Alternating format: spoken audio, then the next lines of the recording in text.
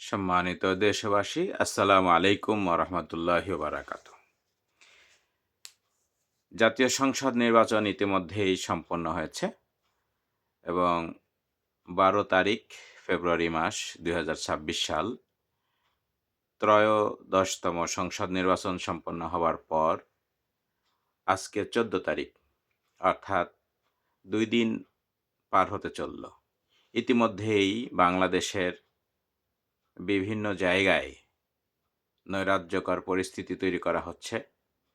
BNP versus BNP, BNP versus Jamaat, এই ধরনের সংঘর্ষ, ধাক্কাধাক্কি, আগ্নেয়াস্ত্র দিয়ে হামলা, বাড়িঘর ভাঙচুর, ধাওয়া পাল্টা ধাওয়া, অস্ত্র নিয়ে আক্রমণ, লাঠিসোঁটা নিয়ে আক্রমণ, ঘরবাড়ির উপরে হামলা, টাকা পয়সা লুটতরাজ ইত্যাদি ঘটনা ঘটতে শুরু করেছে। প্রায় ২০ কোটি মানুষের দেশে এত বড় একটি সংসদ নির্বাচন অনুষ্ঠিত হয়ে গেল তুলনামূলকভাবে বিগত দিনগুলোর চেয়ে অনেক শান্তিপূর্ণ নির্বাচন হয়েছে। আর্মি, পুলিশ, নৌবাহিনী, বিমান বাহিনী, বিডিআর, বিজিবি, র্যাব, আনসার বাহিনী সহ সকল ধরনের সরকারি বাহিনীগুলোকে এবার কাজে লাগানো হয়েছিল অনেক বেশি বেশি করে, এবং তাদের সফলতাও আমরা লক্ষ্য করেছি। বড় ধরনের কোনো দুর্ঘটনা ছাড়াই এবারকার নির্বাচন সম্পন্ন হয়েছে এবং ভালো নির্বাচন হয়েছে নিঃসন্দেহে। কিন্তু নির্বাচনের পরের দিনটা অনেকটা ভালো থাকলেও ১৪ তারিখ আজকে কিন্তু অনেক জায়গায় খারাপ অবস্থা হয়েছে।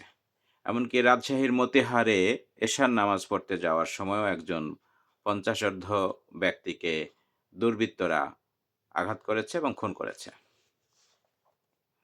এখন বলা হয় যে বাংলাদেশে এই মুহূর্তে নির্বাচন পরবর্তী পর্যায়ে বিভিন্ন পর্যায়ের এমপি মহোদয়গণ তারা তাদের এলাকায় বক্তব্য দিতে গিয়ে বলছেন যে কোনো ধরনের সন্ত্রাসী চাঁদাবাজি কার্যক্রম করা যাবে না। তারা নিজেরাই বলছেন, এবং যারা এমনও নজির হয়েছে, বিএনপির একজন নবনির্বাচিত এমপি তিনি তার নিজ দলের কর্মীদেরকেও পুলিশে তুলে দিয়েছেন। খুবই ভালো লক্ষণ।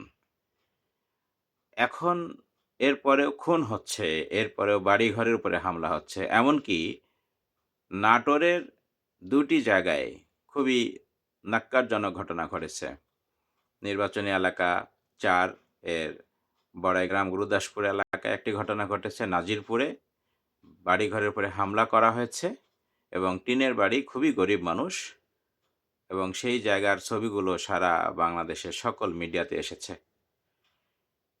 অপরদিকে নাটোর ১ আসনের লালপুরের ওয়ালিয়া এলাকায় সন্ধ্যার সময় একটি ঘটনা ঘটেছে এবং তার পরিপ্রেক্ষিতে প্রায় ১০ জনের মতো মানুষকে লালপুর স্বাস্থ্যকেন্দ্রে ভর্তি করা হয়েছে।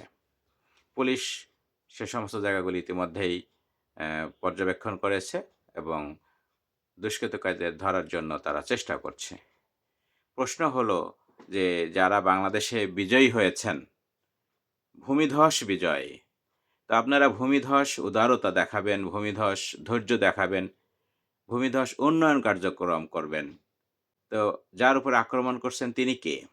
তিনি কি বাহিরের কেউ? তিনি তো আপনার আত্মীয়, তিনি তো আপনার প্রতিবেশী, তিনি তো আপনার ভাই, তিনি তো আপনার দলেরও লোক, আবার আপনার দেশের মানুষ, আপনার থানার মানুষ, আপনার জেলার মানুষ। আপনি তাকে আক্রমণ করছেন কেন? আপনি না মানুষ? তো মানুষে মানুষকে কিভাবে আক্রমণ করতে পারে? কাক তো কাকের গোশত খায় না। তো মানুষ মানুষকে কিভাবে খুন করতে পারে? আচ্ছা বলুন তো, আপনি আপনার ভাইকে আক্রমণ করতে পারেন? আপনি আপনার বাবাকে হত্যা করতে পারেন? আপনি আপনার বোনের বাড়ি ভেঙে চুরে লুটপাট করতে পারেন? তো যে ভাইকে আক্রমণ করছেন, যে বোনের বাড়ি ভেঙে চুরে দিচ্ছেন, যে বাবাকে খুন করছেন, তিনি আপনার ভাই না, আপনার বাবা না, আপনার বোন না, আপনার বন্ধুর বাবা, আপনার বন্ধুর বোন, আপনার বন্ধুর ভাই। তাতে কি?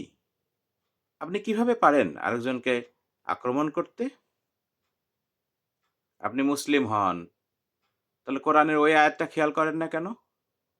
যেখানে বলা হচ্ছে, কোরআন এবং হাদিসের মর্মবাণী হচ্ছে, যারা মানুষকে অন্যায়ভাবে খুন করে, তারা গোটা জাতিকে খুন করে। তা আজকে রাজশাহীর মতিহারে যে ব্যক্তিকে খুন করা হলো, কি ন্যায়সঙ্গত কারণ ছিল তাকে খুন করার? আর খুন করলে আপনি নিরাপদ থাকবেন? এটা আদালতের কাজ। আদালত যাকে আইনগতভাবে মনে করবে তাকে ফাঁসি দিবে, তাকে আইনের আশ্রয়ে হত্যা করবে। সেটা বৈধ সরকারি নিয়মে। আপনি বা আমি কি করতে পারি? কিভাবে সম্ভব? সম্মানিত দেশবাসী, সম্মানিত রাজনৈতিক কর্মীবৃন্দ, নেতৃবর্গ, আপনাদের কাছে বিনীতভাবে অনুরোধ করছি, প্লিজ দয়া করে এসব সন্ত্রাসী কার্যক্রম বন্ধ করুন। বন্ধ করুন, বন্ধ করুন। কয়দিন আগে দেখলেন না? কত প্রভাবশালী, কত শক্তিশালী নেতা, কর্মী, টাকাওয়ালা, জমিদারের পোলা, তারা সবাই চলে গেছে। কেউ তো নাই। কেন রে ভাই ৫০ বছর, ৬০ বছর, ৮০ বছর, ১০০ বছর বাঁচবেন। তার মধ্যে ১০ বছর জেলখানায় থাকবেন। তার মধ্যে ১০ বছর পালিয়ে বেড়াবেন। তার মধ্যে ১০ বছর আত্মীয়স্বজন, বন্ধু-বান্ধবের সাথে ঈদ করতে পারবেন না, ইফতার করতে পারবেন না, বেড়াতে পারবেন না, ছবি তুলতে পারবেন না। তো এই জীবনটা কেমন? কোথাকার জীবন নিয়ে আসলেন আপনি? কেন? কি দরকার? মানুষকে আক্রমণ করে কি লাভ? যদি অপরাধ করে থাকে আইনের আশ্রয় দেন। আপনি আপনার এমপিকে বলেন, আপনার নেতাকে বলেন, কিন্তু আপনি কেন অপরাধ সংঘটিত করছেন? আর এমপি মহোদয় যারা নির্বাচিত হয়েছেন, তারা কি প্রতিপক্ষের উপর আক্রমণ করার জন্য?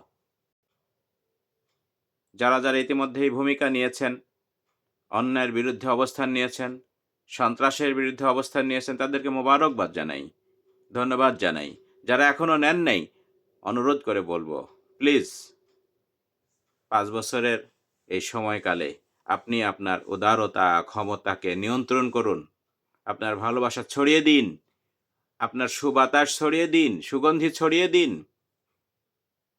পচা শামুক থেকে বেঁচে থাকুন। নইলে কিন্তু সামনে ওই গতদিনের মতো আবারও ঘটনা ঘটতে পারে। তখন এত সুন্দর জীবন কই পাবেন? দরকার নেই। কয়টা দিন আল্লাহ-বিল্লাহ করুন, মানুষের সেবা করুন, ভালো কাজ করুন। সন্ত্রাসী কার্যকলাপ থেকে নিজে বাঁচুন, কর্মীদেরকে বাঁচানোর জন্য কঠোরভাবে অন্তর থেকে নির্দেশ দিন।